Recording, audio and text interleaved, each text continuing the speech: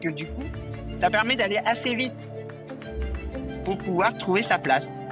Et c'est ce qui t'est arrivé. Tu as trouvé ta Absolument. place à ce moment-là. On t'a donné ta chance. Business development. N'attends pas d'avoir le produit parfait, le service parfait, parce que l'idée, tu l'as, donc ça veut dire que tu as forcément quelque chose de très positif à apporter. Et donc, de là, tu vas apprendre, tu vas t'améliorer, tu vas pouvoir apprendre de tes propres clients ou partenaires. Lance-toi. Ton job qui te plaisait pas, voilà, c'est ce que tu dis. C'est ça? Ouais, ouais. Donc en fait, il n'y avait pas vraiment tellement de questions à se poser. Vous étiez jeune et vous vous êtes dit, ça a l'air d'être une super opportunité, on va partir là-bas. Et c'était quoi le programme, le but? Il y avait un job à la clé là-bas? Non, non, pas du tout. C'était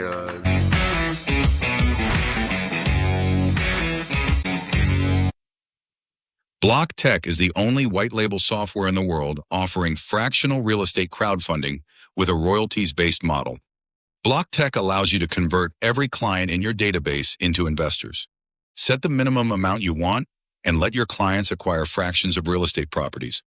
They earn rental yields, monthly, quarterly, or annually, while you generate commissions continuously as clients invest in property shares every day. Our royalty-based model is fully automated, ensuring effortless revenue growth and seamless operations. Elevate your business with BlockTech's innovative solutions, the future of real estate investment.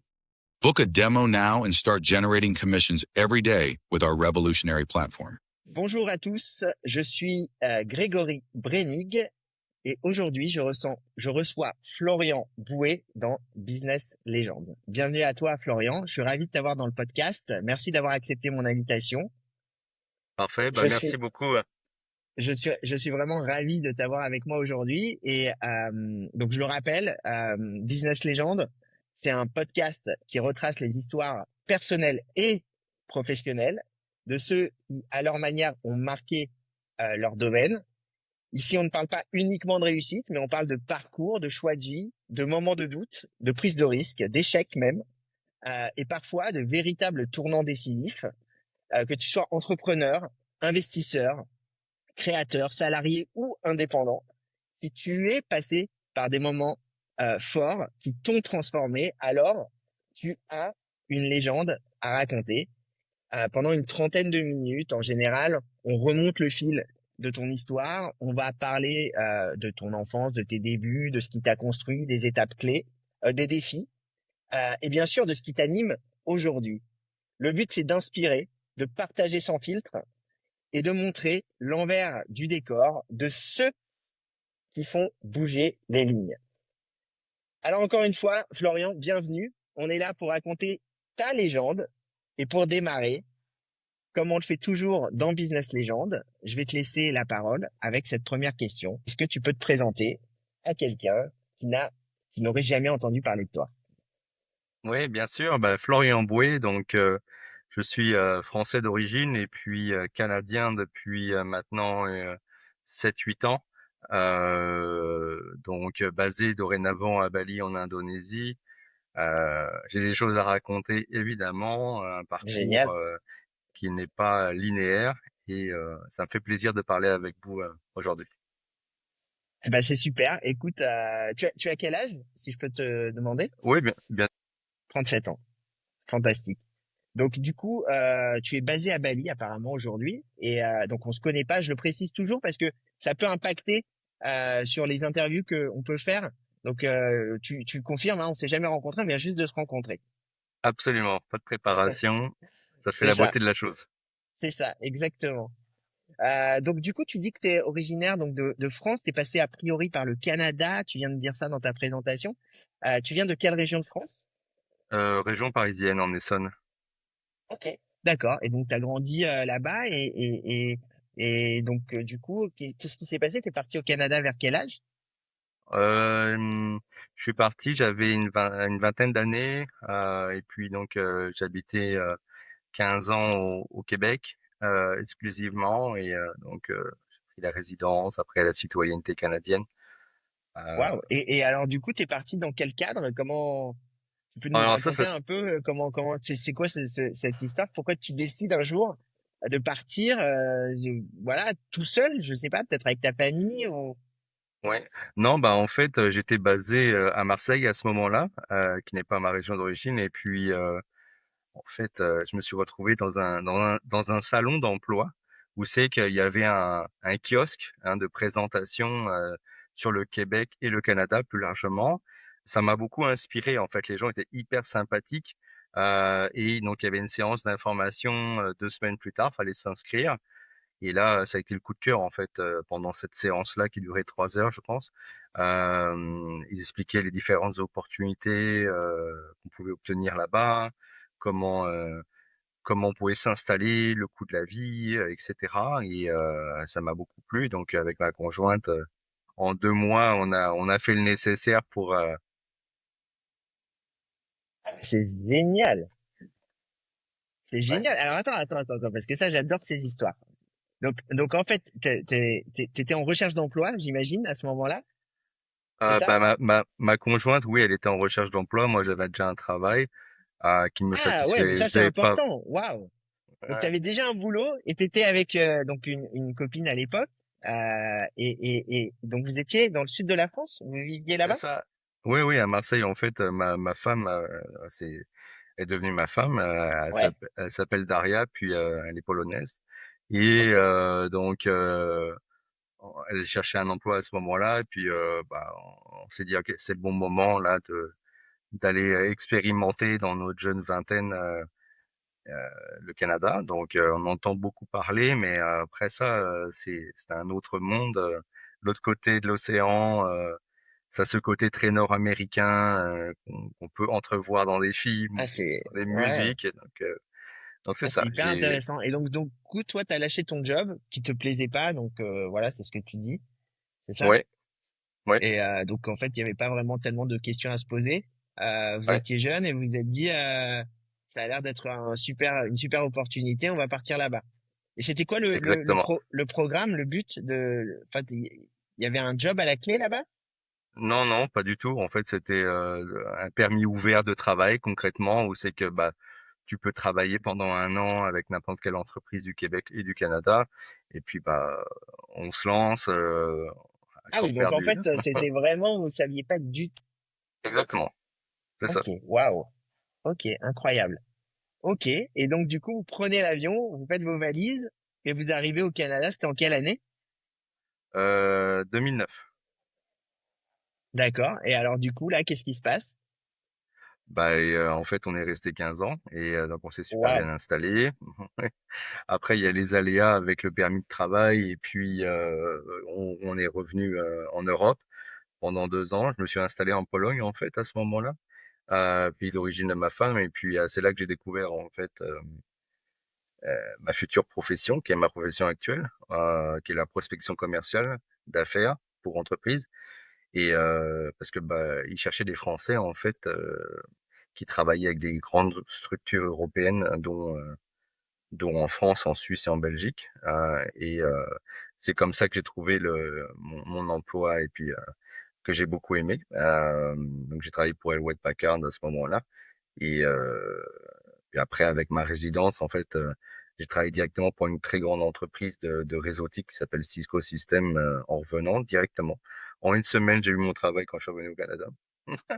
Et, et donc voilà.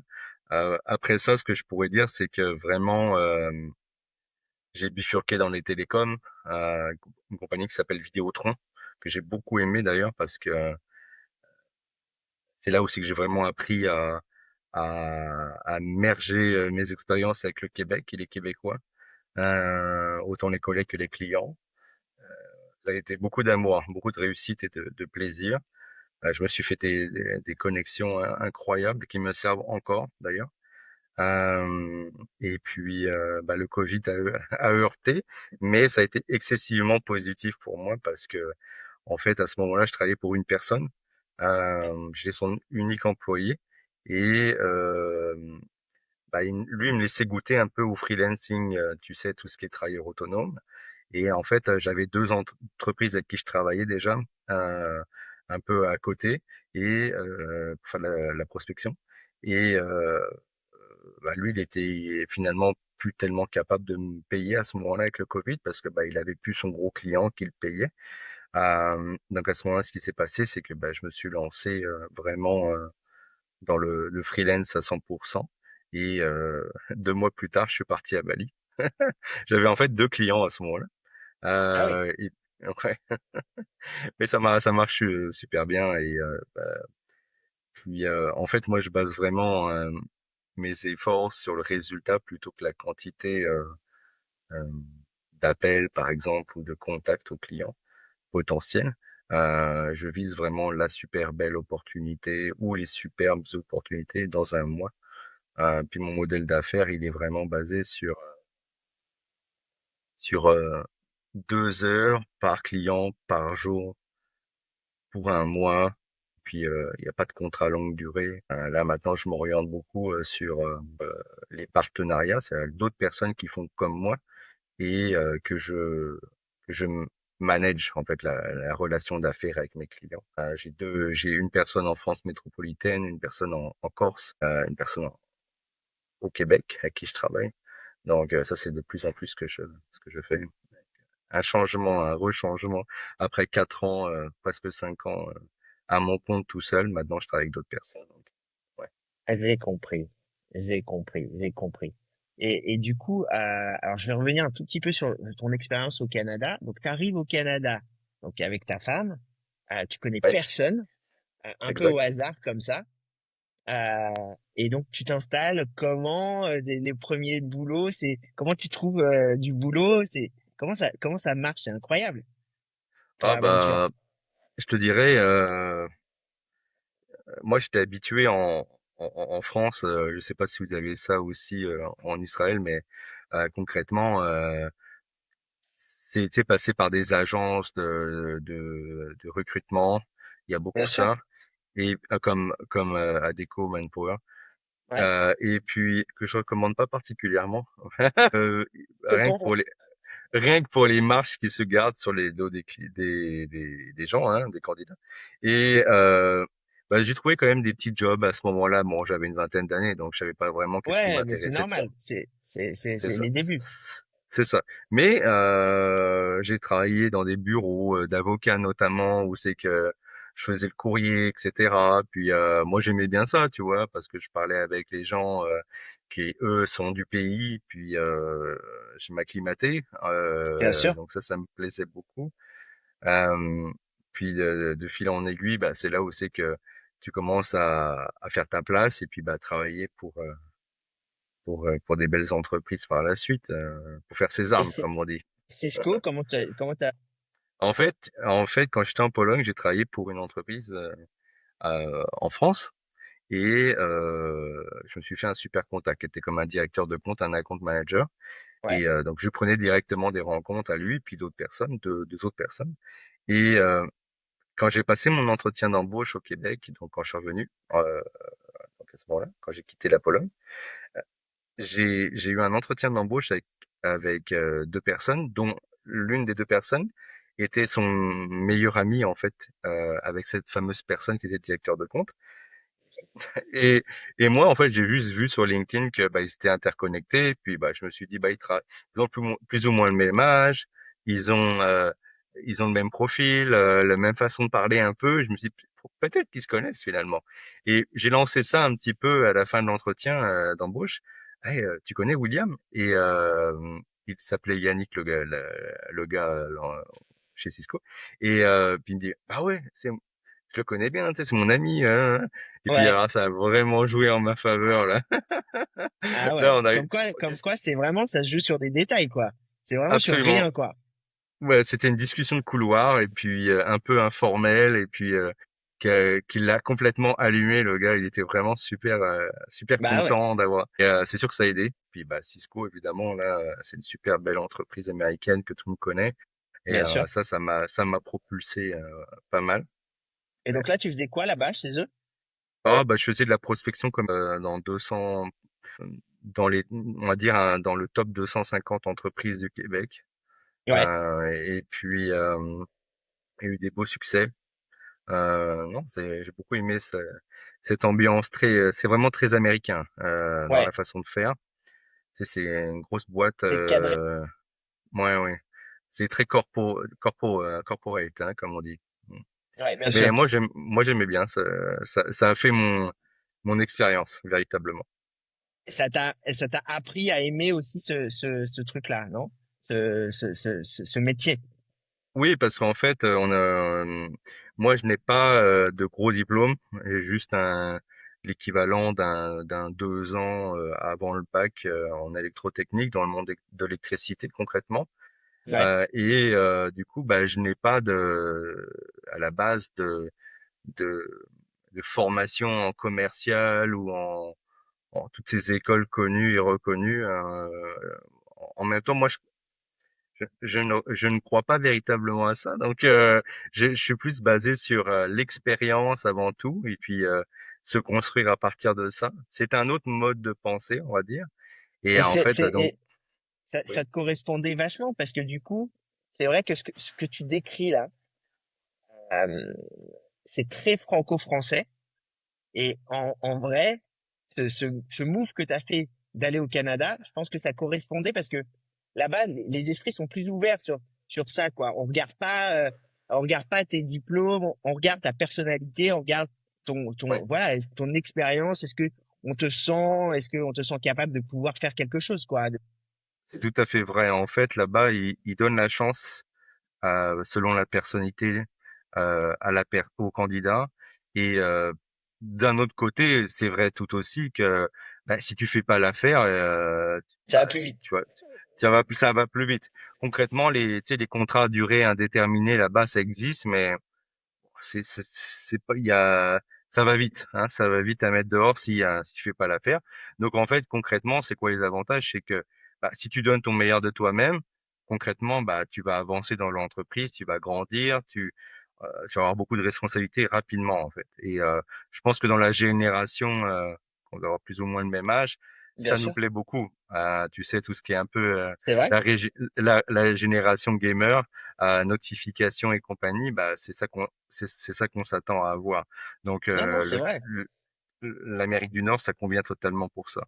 C'est vrai que le monde a beaucoup changé aujourd'hui.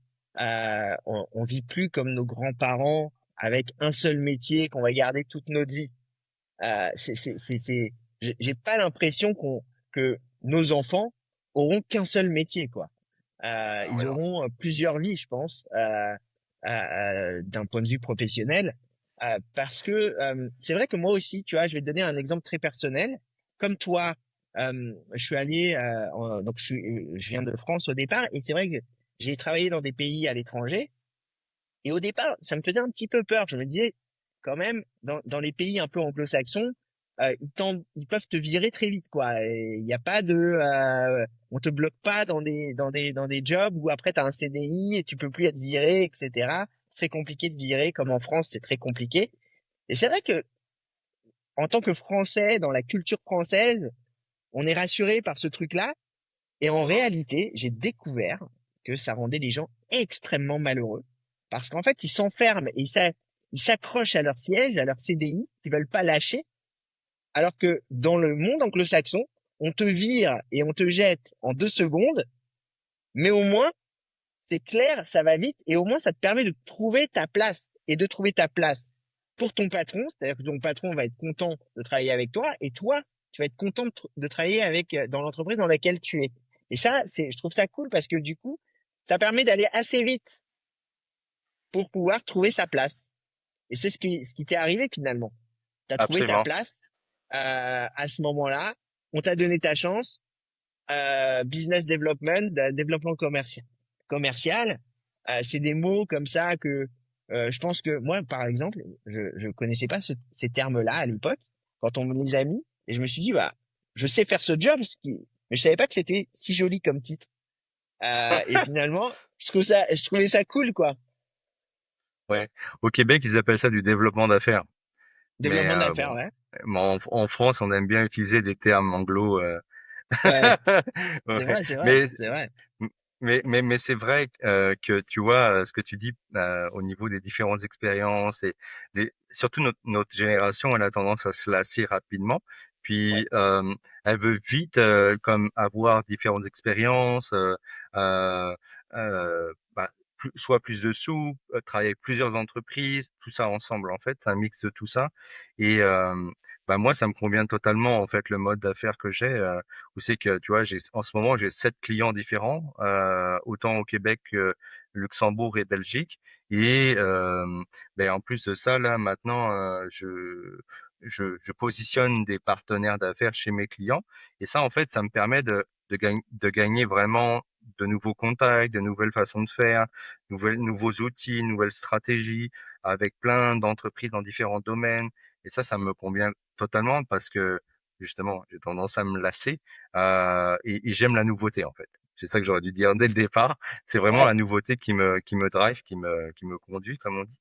Et, et je pourrais plus jamais retourner en fait dans un emploi, disons, dit standard, travailler pour un employeur. Puis bah, seulement d'attendre d'avoir une augmentation ou de nouvelles responsabilités après 2 ans. Moi, Ouais. je veux dire, c'est moi après un mois, j'ai déjà comme j'ai les deux pieds dans l'entreprise. Je parle avec le président de l'entreprise. La plupart de mes clients, c'est entre disons entre 11 employés et 50 employés environ. Donc je suis directement avec la direction et puis bah j'ai de l'impact. Puis si je trouve que j'en ai pas, bah c'est moi qui va faire comment le premier pas pour dire bah regarde, je pense que à ce moment-là ça me convient pas tout simplement. Donc c'est juste parfait. Ok, ouais, j'ai compris, j'ai compris. Donc du coup, maintenant, tu vis à Bali. Donc il y a eu le switch Canada-Bali. Est-ce que tu peux nous raconter ce moment? Oui, bien sûr. Bah en fait c'est au niveau de ma transition employé freelance Ouais. que en fait c'était vraiment à la fin du Covid que bah, j'ai eu cette opportunité de devenir véritablement freelance et ça faisait déjà 5 ans en fait que je travaillais de la maison de chez moi en télétravail à 100%. Puis je regardais les émissions de télé au Québec qu'on appelle, c'est une chaîne américaine qui s'appelle HGTV comme Home and Garden TV, où Ok. c'est que tu regardes pas mal de shows où c'est que c'est des gens, tu sais, qui s'expatrient sur une île qui fait rêver, puis qui se cherchent comme un appartement ou une maison à vivre pendant 1 ou 2 ans. Ok. Et puis, bah, moi, je regardais souvent ça, en fait, avec ma femme, le week-end. Et je me dis, ben, concrètement, je pourrais le faire aussi. Et du coup, je cherchais un endroit où il fait chaud et beau. Bon, au Québec, j'adore hein, l'ambiance générale. C'est vrai qu'il y a 6 mois d'hiver, hein, où c'est qu'il fait entre -10 et -20. Là. C'est 6 mois. Donc c'est un peu dur et je me suis dit bah avec le Covid là ça a duré 2 ans et on est resté à la maison, c'était assez difficile quand même, pas seulement pour moi, évidemment pour tout le monde. Et je me suis dit bah là c'est le moment là, c'est le moment de passer un peu de temps à l'extérieur.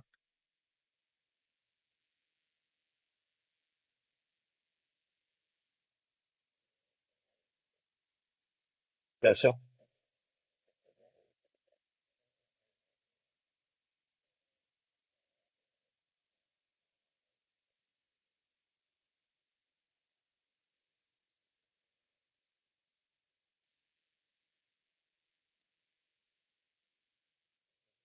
Tu vois. Et Bali bah c'est juste parfait parce que c'est une île au milieu de l'Indonésie où c'est que bah ils sont hindous et principalement bah l'Indonésie est musulmane donc déjà il y a une histoire là. Ouais. Tout ce mix De de culture. religion, de culture et de religion et puis tous les paysages magnifiques, les rizières, les montagnes, les plages, la nourriture, la culture. Je me suis dit: «Ouais, là, non, c'est faut y aller là, il y a quelque chose à faire». Donc j'ai vendu mon appartement que j'avais à ce moment-là et Waouh. j'ai fait une plus-value et je suis parti, tout simplement. Waouh. Génial. Et donc, tu arrives à Bali, tu as donc un petit peu de sous puisque tu as vendu ton appartement. Mmh mh. Donc, je suppose que tu pars avec ta femme et vous arrivez tous les deux là-bas avec un petit peu de sous, deux, trois clients, c'est ça? Exact, Et c'est donc, ça, tu as ton activité un peu comme ça que tu peux gérer où tu veux. exact. En fait, Génial. j'avais 2 clients, puis donc les sous de la plus-value et à ce moment-là, bah, c'était parti pour une année. C'était ça le plan et revenir au Québec. Puis finalement, on est là, ça fait 4 ans maintenant J'ai 2 villas, 2 maisons avec piscine en construction que je vais revendre, en fait, à partir de décembre cette année, parce elles seront déjà livrées et donc voilà. Génial. C'est pas Donc, mal, c'est bah, pas c'est mal. génial. Ouais, c'est super. Donc, toi, à Bali, aujourd'hui, tu fais quoi? Tu fais de l'immobilier? C'est ça. En fait, donc mon activité principale qui est au niveau de la prospection commerciale pour entreprises et dans le monde francophone et à côté, le projet que j'ai, c'est mes 2 villas en construction qui se terminent en décembre que je mets en vente. En fait, c'est de la location, 24 ans. En fait, quand tu es étranger, que t'es pas indonésien, tu peux pas acheter un bien comme qui t'appartient pour toute ta vie. Tu peux seulement avoir comme 25 ans, puis étendre ça. C'est comme Ouais, un bail de terrain avec une maison dessus. Donc c'est ça ouais, ouais. que je vends. C'est, en France, il y a un truc comme ça, un peu similaire qui s'appelle le bail antiféotique. Bref, c'est un truc particulier, mais c'est renouvelable comme ça, c'est automatisé, c'est automatiquement renouvelé tout le temps. Je crois Ouais. même en Angleterre, les terres appartiennent au, au quoi, et en fait, tu es sujet de la reine et tu as un bail en fait qui est renouvelé tous les 99 ans. Mhm. Oui, ben en fait c'est ça.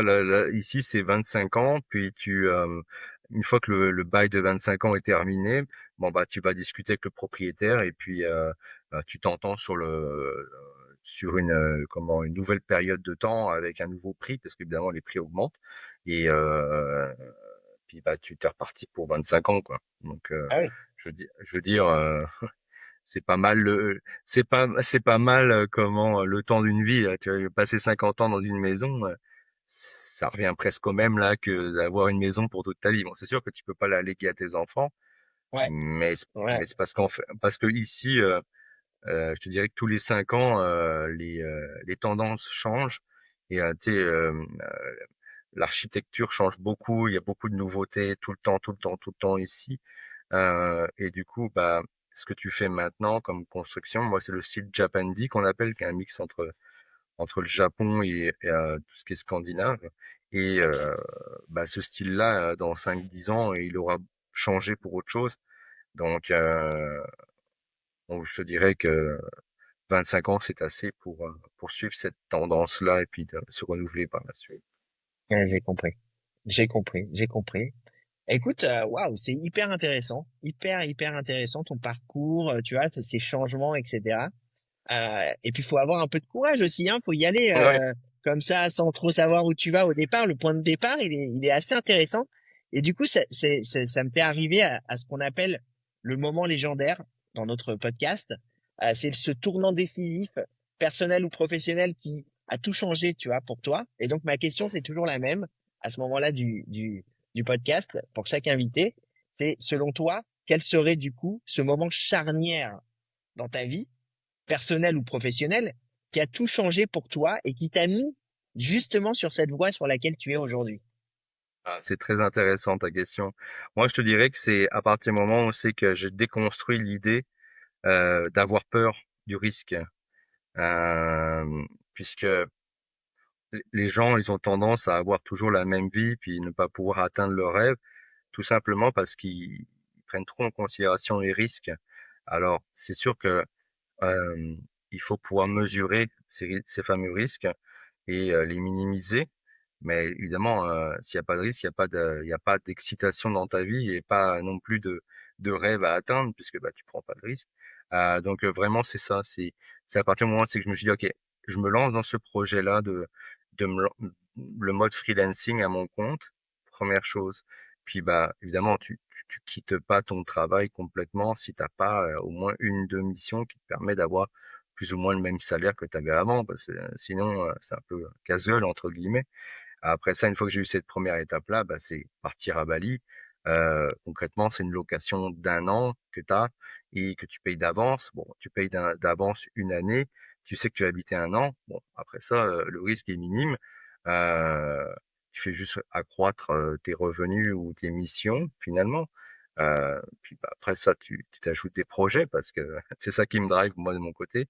Tu sais, j'ai une autre phrase qu'on me dit souvent, c'est Ouais. ah t'as de la chance. Mais j'ai envie de te dire, c'est pas vrai. Puis moi, pour moi, il y a pas de chance. En fait, c'est toi qui crée ta chance. Tu as raison. Euh, Parce que bon, alors la seule chance que tu pourrais avoir, c'est de gagner au loto.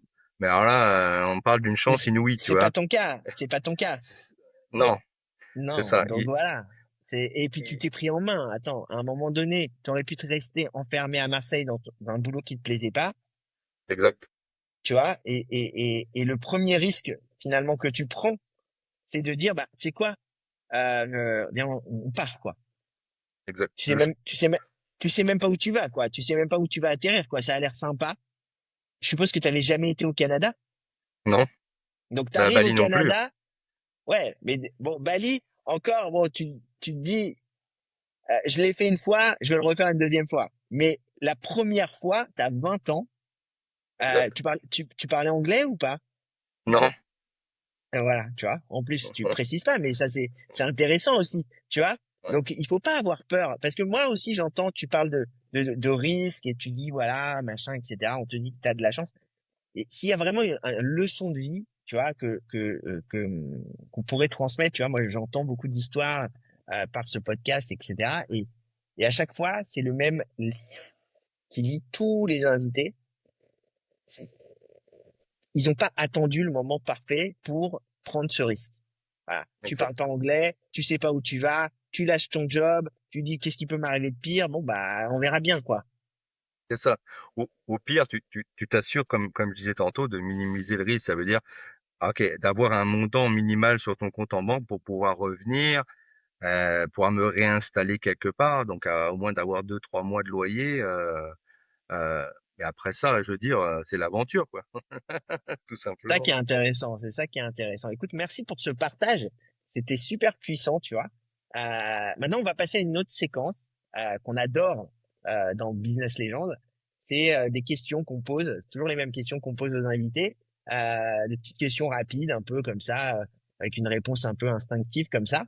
Mhm. Donc, du coup, première question, c'est quel est pour toi l'outil ou l'application mobile ou quoi ou pas dont tu ne pourrais plus te passer aujourd'hui au quotidien. Ça peut être un outil pro, un truc perso, digital, analogique, peu importe. Un truc qui est Euh, essentiel aujourd'hui pour toi, par exemple. ah ouais, bah, ce qui est essentiel, c'est LinkedIn.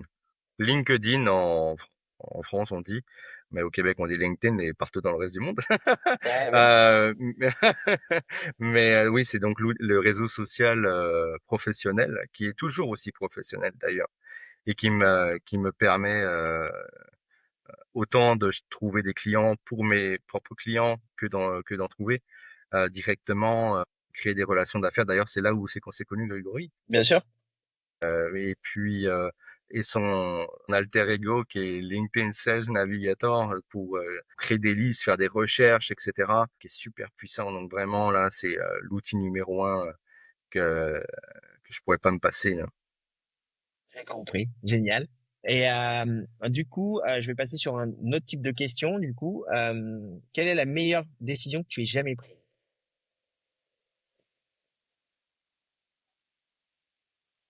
Mm. Moi, je te dirais vraiment de rentrer dans le mode travailleur autonome freelance. Ok, ouais, cool, cool. Une chose que tu aurais aimé savoir plus tôt dans ta vie, avec le recul. Quelque part, des fois, j'aurais voulu euh, pouvoir me lancer dans ce mode travailleur autonome avant. Ça veut dire peut-être Ouais, dans les commencer plus tôt, vers quoi. commencer plus tôt, vers Ouais, 25 te ans. lancer plus tôt, quoi. C'est ça, parce que là, véritablement, je me suis lancé, j'avais peut-être 32, 33 ans. Et C'est puis, pas trop tard, mais t'aurais pu le faire plus tôt si t'avais su que, ouais, que c'était aussi, entre guillemets, pas simple, mais en fait, de ouais, manière spontanée, finalement, t'aurais pu le faire, quoi, plus tôt. C'est peut-être oui, parce que, le risque, la oui, peur, tout ça, ça paralyse souvent les gens. mais surtout, bah, le manque d'expérience. C'est sûr que tu sais, quelqu'un qui se lance comme freelance, mais qui n'a pas d'expérience, c'est un peu difficile quand même, on va se le dire, hein. Alors que quand tu as Tout à fait. déjà une assise, bon, bah, t'as, t'as, t'as, t'as un passif où c'est que tu es capable de le mettre de l'avant pour tes clients. Mais tu sais, le plus difficile, en fait, pour un travailleur autonome, c'est qu'il n'y a pas véritablement de formation ou de père fondateur qui est capable de te l'apprendre, ce métier-là, concrètement. C'est-à-dire, Non, non, c'est sûr. tu dois un peu te lancer tout seul et puis le découvrir. Donc, ça, c'est pas mal aussi. C'est dans ton cheminement de vie, finalement, que tu l'apprends. Tu sais, il y a personne qui va te dire, hey, Florian, tu sais quoi, lance-toi comme freelance. Parce que, en fait, véritablement, ce qu'on m'a dit, c'était le contraire. Mm, ah ben non, il y a personne qui va travailler dans ce mode-là, freelance, pour faire de la prospection commerciale. Ça marchera jamais. On me l'a dit en France, en Belgique, au Québec. Puis véritablement, moi j'ai 7 clients chaque mois. Je veux dire, cette personne, elle s'est littéralement trompée. Hein. Puis, tu sais, je veux pas me mettre de la, je vais pas, tu sais, je veux pas me mettre de l'avant, mais par rapport à un salaire d'employé que j'ai dorénavant, c'est client, il me paye comme un salaire employé. Donc, il est complètement dans l'erreur, la Ouais, bien personne sûr. qui m'a dit ça. Non, non, mais ça, c'est sûr. Mais Tu vois? je vais te dire, un jour, quelqu'un m'avait dit, quand quelqu'un te dit un peu ça, te dit, ah ben non, ça marchera jamais, tu vois, ou des choses comme ça. Toi, tu as une idée, tu dis, mais j'y crois, je pense que je vais faire comme ça, voilà, etc. Je sais que je vais pouvoir le faire, je sais que j'en suis capable, etc. Et qu'on te dit, ah mais non, ça marchera jamais, etc. On m'a expliqué un jour que, en fait, la personne qui te dit ça, c'est parce qu'en fait, elle n'est pas capable de faire ce que tu racontes. C'est-à-dire que c'est ses propres limites qu'elle t'indique. C'est pas les tiennes. Tu vois ce que je veux dire? C'est-à-dire, toi, Mhm. t'es très fort dans ce que tu fais et lui, il connaît rien de ce que tu fais. C'est pas son métier, quoi. Et donc, lui, ça lui fait peur ce que tu lui racontes. Et il te dit, ah, mais non, mais ça marchera jamais, quoi. Parce qu'il connaît ni ton marché, ni tes compétences, ni ton savoir, ni ton expérience. Alors que toi, t'es beaucoup Exact. plus à l'aise avec ce que tu racontes. Tu vois? Donc, il faut vraiment faire la part des choses. Les gens, ils essayent pas.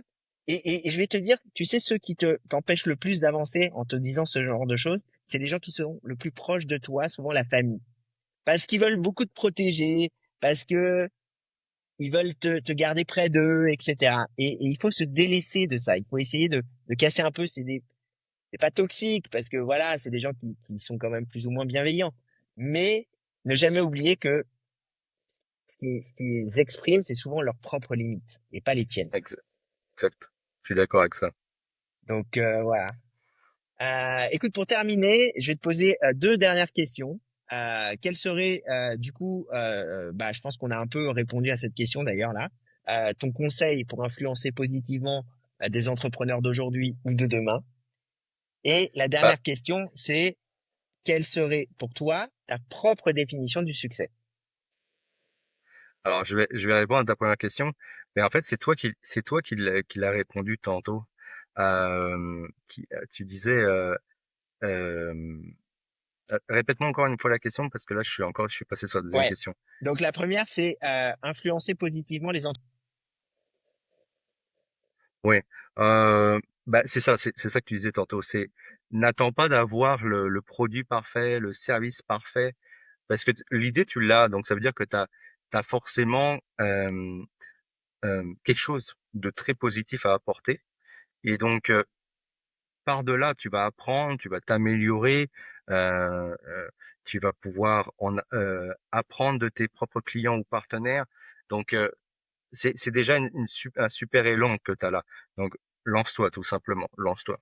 Lance-toi. C'est le meilleur tips qu'on peut donner pour entreprendre aujourd'hui. Et du coup, Absolument. ta propre définition du succès aujourd'hui, c'est quoi? Ça serait quoi la définition du succès? De rester toujours dans le mouvement. Véritablement, bah, comme je disais tout à l'heure, c'est que euh, j'aime la nouveauté, la nouveauté très court terme, moyen terme, long terme, j'ai du mal encore. Mais tu sais, par exemple, je me lance dans des projets autant perso que professionnels. Tu sais, perso, tout simplement, ma prochaine moto que je vais conduire ici, tu vois. Donc c'est une moto qui est difficile à trouver. Je l'ai un peu customisée, j'ai acheté tu vois. Et parce qu'ici ils conduisent tous des scooters un peu comme, qui sont tous Ouais, les mêmes. Et alors moi j'aime bien me différencier, donc bah, je l'ai trouvé, je l'ai fait ramener à Bali, puis ça coûte pas forcément beaucoup plus cher en fait. Donc j'aime ce petit truc que les autres n'ont pas. Et professionnellement, c'est la même chose. Tu vois, bon bah ça marche bien. Bah je me repose pas sur mes lauriers. Je cherche d'autres moyens euh, de générer des revenus, de satisfaire mes clients. Et parce que tu sais, on me demande toujours, ah, Florian, peux-tu m'aider, peux-tu m'aider? Bah, tu sais déjà quand tu as 7 clients, c'est compliqué. Sur deux ouais, fuseaux horaires, tu sais, je peux pas me dédoubler. Donc bah la solution au dédoublage, bah, c'est de passer par d'autres personnes qui sont de confiance. Ça, c'est très difficile pour un entrepreneur. J'imagine que Grégory, tu sais de quoi je parle, bien sûr. de se reposer sur quelqu'un qui a ton entière confiance et qui est capable de surtout délivrer le même service que toi. Ça, c'est pas facile à trouver. Donc, j'en ai trouvé trois. Et donc, du coup, bah, c'est mon nouveau petit projet de les tenir occupés et puis de satisfaire ses clients finaux Génial, derrière ça.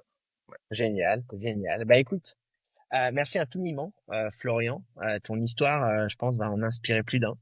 C'était un vrai plaisir de t'écouter, de découvrir les coulisses de ton parcours avec ses moments forts, ces virages un peu inattendus et puis toute l'énergie que tu y mets, hein.